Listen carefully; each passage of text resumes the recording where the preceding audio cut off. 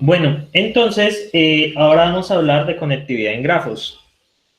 La conectividad en grafos nos permite saber, pues, matemáticamente, si un vértice está, si existe un camino entre un vértice u otro vértice. Un camino, básicamente, es un conjunto de aristas que uno puede ir de un vértice a otro vértice.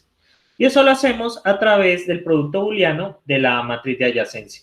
Entonces, ¿qué pasa? En el caso de la matriz de adyacencia, nosotros si elevamos al cuadrado la matriz de adyacencia, es decir, hacemos producto booleano de ella con ella misma, vamos a encontrar los caminos de longitud 2 que existen.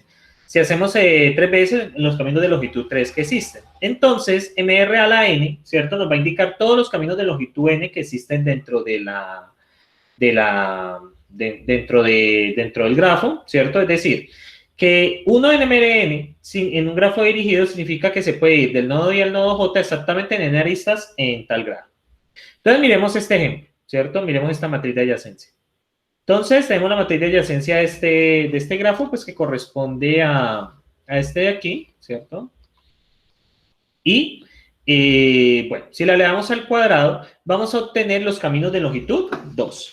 Entonces, vamos a observar acá estos, ¿cierto? Esto es desde A, B, C, D y E. A, B, C, D y E. Entonces, vamos de A hasta C. Y miren, de A hasta C pasamos de A a B y de B a C. Y de A a D a B a D. Muy bien. Y entonces eso nos está diciendo los caminos de longitud 2 que existen. Si ustedes le van al cuadrado a la matriz de adyacencia. Vamos a ver el matriz de caminos de este pseudografo. Entonces, en el caso de MR, pues ustedes saben que los ciclos cuentan por... recuerden que el ciclo cuenta por 2, ¿cierto? En el caso de B, porque esta matriz de adyacencia... Ah, ya. De A, esto es de A, B, C, D. A, B, C, D. Y si esta matriz ustedes la elevan al cuadrado, quiere decir, ¿cierto?, que estos son los caminos de longitud 2 que hay. Por ejemplo, de A hasta A dice que hay 6 caminos. Observemos. El primer camino es acá y devolverse por la misma arista. ¿Sí? Tenemos entonces, ¿cuántos caminos de ir y devolverse por la misma arista? Tenemos 1, 2, 3 y 4. ¿Y dónde están los otros 2 caminos? Nosotros arrancamos por aquí, ¿cierto? Y nos devolvemos por acá. Ese sería el quinto camino. Y el sexto camino sería yendo por aquí y devolviéndose por acá. Entonces allí obtendrían los 6 caminos en este caso. Bueno, y la matriz de conectividad, ¿cómo se define? Se define como esta operación, el OR, ¿cierto? Esto es un OR binario. Se define como el OR, ¿cierto? Entre todas las posibles matrices de adyacencia. La matriz de adyacencia, la matriz elevada al cuadrado, la matriz elevada al Q y la matriz elevada a la N, donde N es el número de vértices. Observemos la matriz de conectividad de ese grafo. Entonces, para este grafo, tendríamos que sacar la matriz de adyacencia normal, la matriz de adyacencia al cuadrado, la matriz de adyacencia al cubo y la matriz de adyacencia a la 4, ¿cierto? La matriz de adyacencia a la 4. Y bueno, vamos a obtener que es este. Eso básicamente significa si existe un camino entre un par de nodos. Miremos, desde A hasta A si existe un camino. Perdón, no es desde A, es desde 1. Desde 1 hasta 1 si existe algún camino. Entonces, 1 hasta 1, observen, existe un camino. Yo voy para el 2 y me devuelvo. Dice que de 1 a 2, sí. De 1 a 3, sí. De 1 a 4, sí. Miremos de 2. De 2 a 1, pues sencillamente bajas. De 2 a 2, pues bajas y vuelves a subir. De 2 a 3 y de 2 a 4. Y miren, únicamente existe de 3 a 4. No es posible devolverse ni nada de eso.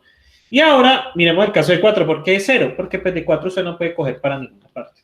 Entonces, esta MR nos ayuda a calcular directamente la matriz de conectividad que nos indica si existe un camino, es decir, una secuencia de aristas entre un par de vértices. Eso es lo que nos dice básicamente.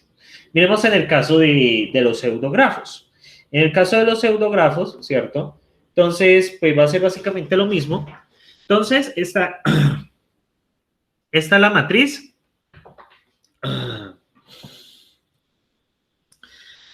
Bien, esta es la matriz de adyacencia, ¿cierto? Entonces, ¿cómo hacemos para encontrar el número de caminos de un vértice hasta otro vértice? Básicamente, pues, tenemos que elevarlo al cuadrado. Entonces, entonces sería, por ejemplo, vamos a sacar la cuadrática. Entonces, B1, B2, B3, B4.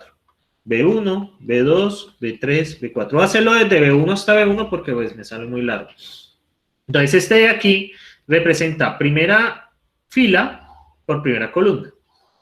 Entonces, 3 por 3, 9, más 1 por 1, más 2 por 2, más 3 por 3. 9 más 1, 10, 4 más 9, 13. En total existen 23 caminos, que no me voy a poner a dibujar, entre B1 y B1 de longitud 2. ¿Listo? Bien, en el caso de pseudografos, pues tenemos esa característica. Ahora, este algoritmo, ¿cierto? Como calcular esto es muy costoso porque, por ejemplo, calculemos MR cuadrado. ¿Y MR cuadrado qué sería? Pues, por ejemplo, para el primero, tiene que coger primera fila por primera columna. Entonces, 0 más 1, ¿cierto? Entonces, 0 más 1 en binario, pues es 1, ¿cierto? Miren acá. Luego tendría que hacer para este segundo, primera fila, segunda columna. Entonces, 0 por 1, 0. 0 por 0, 0 por 0, 0, perdón. 0, 0 por 1, 0. 1 por 0, 0, 0 por 0, 0 y 0 por 0, 0. Y así sucesivamente. Entonces nos toca hacer esa operación que nos cuesta n al cubo. Es bastante costosa. Entonces podemos implementarlo a través del algoritmo de Warshall. El algoritmo de Warshall consiste en calcular estas columnas mediante un algoritmo iterativo. Entonces, vamos a asumir que W sub 0, la primera matriz es la matriz de adyacencia que ustedes tienen. Y vamos a aplicar esta regla para aplicar las subsiguientes, desde W1 hasta W sub K, y terminamos en Wn, donde n es el número de vértices. En este caso terminaríamos en 4. Entonces, ¿qué toca hacer? Cada elemento de W, ¿cierto? Toca hacerlo de esta manera. Entonces, W de IJ, ¿cierto? 1, es igual a W0, perdón, aquí sería W, W1, WK, sí, W0 de IJ, ¿cierto? O W, ¿cierto? De 0 sería de J1 y W0 de 1i, ¿listo? Bueno, esos índices están al revés. Ajá, porque es de IJ. Ah, no, está bien. De IJ. Entonces sería I, este de aquí, 1, y WJ1. Entonces, ¿qué nos toca hacer? Este algoritmo lo podemos calcular muy sencillamente en programación, ¿cierto? Entonces, acá tenemos W, entonces empezamos con este. Empieza. El primero, ¿cierto? W de 1,1 en W11 en acá. W11 en 0. Entonces, W1 es igual a 0.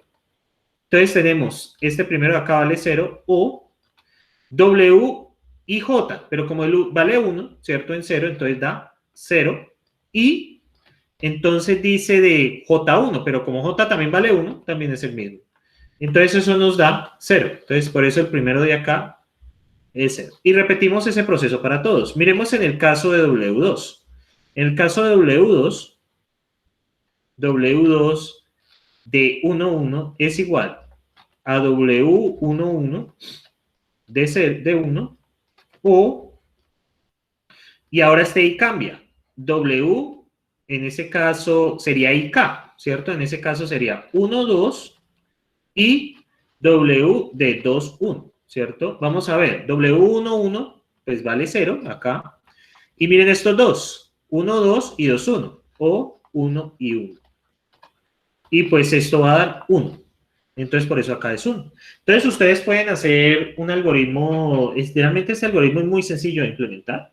Y con este, muchachos, con un costo relativamente barato en total de n al cubo, es total, perdón, es n cuadrado por el valor de n, sí, realmente es n al cubo. De un valor cúbico, ustedes pueden calcular esta cuarta. ¿Qué pasa con este? Cada uno de estos vale n al cubo. ¿cierto? Cada uno de estos vale n al cubo, este vale n al cubo, este vale n al cubo, este vale n al cubo. Como usted lo va a hacer n veces, realmente el costo de hacerlo manualmente es de n a la 4. Hacerlo por Warshall le cuesta n al cubo, pues esa es la reducción. Bien, entonces, entonces con esta subrutina de Warshall, ustedes pueden encontrar directamente los caminos de un grafo sin ningún problema. Bueno, muchachos, el camino, ¿cierto? Es una trayectoria que comienza por un vértice B sub 0 y termina en un vértice B sub n, donde se pueden repetir aristas y vértices.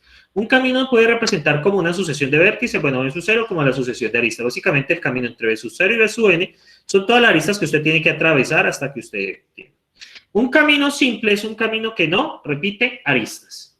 Un camino cerrado circuito es un camino que comienza y termina en el mismo vértice, que puede repetir aristas o vértices. Y ahora, un circuito simple es un camino cerrado que no se pueden repetir aristas. Por favor, prestar atención a la palabra simple, ¿listo? Porque hay mucha confusión con eso. Simple significa esto. El camino que pasa. Esto significa esto. No puede repetir aristas. El camino del circuito no puede repetir aristas. Muy bien. Entonces, la longitud de un camino, básicamente como un camino tiene varios vértices, ¿cierto? Y dice que cada camino contiene n más un vértices. ¿De dónde viene eso? Básicamente, pues que para formar un camino de tamaño 1 necesita 2 aristas. Y cada vez que usted agrega una arista, entonces, perdón, cada vez que usted agrega una arista, agrega un vértice más. O sea, una arista está compuesta por 2 vértices. Y cada vez que usted agrega una arista, significa que le está sumando 1. Cuando usted tiene n, eso por esa razón hay n más 1, ¿cierto? Entonces, por eso es lo que dice el teorema de acá. N más un vértice. Cada camino de tamaño n contiene más un vértice. La razón viene dada por la primera arista. ¿Listo? Por la primera arista. Muy bien. Seguimos por acá. Entonces, miremos. Tamaño. Un camino simple de longitud 4. B, A, C, E, F. B, A, C, E y F. Como ven, es un camino donde no se repiten aristas. Por eso es un camino simple. Camino simple no repite aristas. Pilas con eso porque pues eso es a la orden del día. Un camino de longitud cerrado de longitud 5. Bueno, puede ser F, D, C, D, E, F. Entonces, F, ¿cierto? D, C, E y F. Eso es un camino cerrado. Y bueno, un camino de longitud 5, DC, y bueno, un camino simple. Recuerden, muchachos, que los simples no permiten repetir aristas. En cambio, estos otros caminos usted sí puede pasar por la misma arista varias veces. Bien, ¿qué ahora viene desde un grafo conexo? Básicamente, un grafo conexo es aquel que existe un camino entre cualquier par de vértices de un grafo. En este caso, tenemos que, por ejemplo, entre este y este no hay un camino. Por eso es un grafo no conexo. No hay forma de llegar de este vértice a este vértice. Bueno, este es un grafo conexo. Miren que es posible llegar de cualquier vértice y este es un grafo no conexo. No es posible llegar de B a E ni de S a D. Bueno, y así. Un grafo débilmente conexo es aquel grafo dirigido cuyo grafo subyacente, cuyo grafo no dirigido subyacente es conexo. ¿Qué quiere decir? Usted lo que debe hacer es eliminar, bueno, aquí hay un error, realmente esto va así. Usted realmente, por ejemplo, desde C, usted no puede llegar a ninguna parte, ¿cierto? Desde C usted no puede llegar a ninguna parte. ¿Por qué? Usted no hay caminos de C a cualquiera de ellos, porque ustedes notan que aquí no hay forma de salir. Es decir, no existe un camino, pero el grafo no dirigido subyacente es conexo. Elimine las direcciones, ¿cierto? Elimine las direcciones y sencillamente usted va a encontrar que el grafo es el no dirigido subyacente es conexo. Eso es lo importante que hay que encontrar. Pero el no dirigido, hay unos vértices que usted no puede llegar de unos vértices a otros. En este caso, desde C, usted no puede llegar a ninguna parte. Y en el grafo fuertemente conexo, ¿cierto? Que sí corresponde a la imagen pasada, usted puede ir de cualquier vértice a cualquier vértice. Miren, de A a B, de A a C, de A a D, de A a E. de B a C, de B a D, de B a E y de B a A. De C a D, de C a E, de C a A y de C a B. Luego de D a E, D a A, D a B y D a C.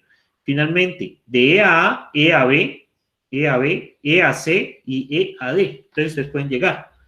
Entonces, miremos este. El grafo H es fuertemente conexo. Miremos a ver. De A puedo llegar a B, puedo llegar a C, puedo llegar a D, puedo llegar a E, puedo llegar a F. De B puedo llegar a C, puedo llegar a D, puedo llegar a E, puedo llegar a F. Y miren, por este circulito de afuera, usted puede llegar entre todos, ¿sí? Y miremos este caso, porque este grafo es débilmente conexo. Observen el caso de A. En el caso de A, pues no hay forma de salir de ello. Es decir, que A usted no puede llegar a ninguna parte. También podemos tener componentes fuertemente conexos. Usted en un grafo que sea débilmente conexo puede tener subgrafos que sean conexos, fuertemente conexos. Por ejemplo, en este caso, o en este caso que ustedes ven aquí, ¿cierto? Bueno, ¿qué es un grafo acíclico dirigido? Es un grafo que no tiene ciclos. Básicamente es un grafo que no tiene ciclos y esto lo vamos a conocer como árboles dentro de poco. Vamos a conocerlo como árboles. Bueno. Muy bien, entonces aquí ya volvemos a una cosa que a mí me interesa.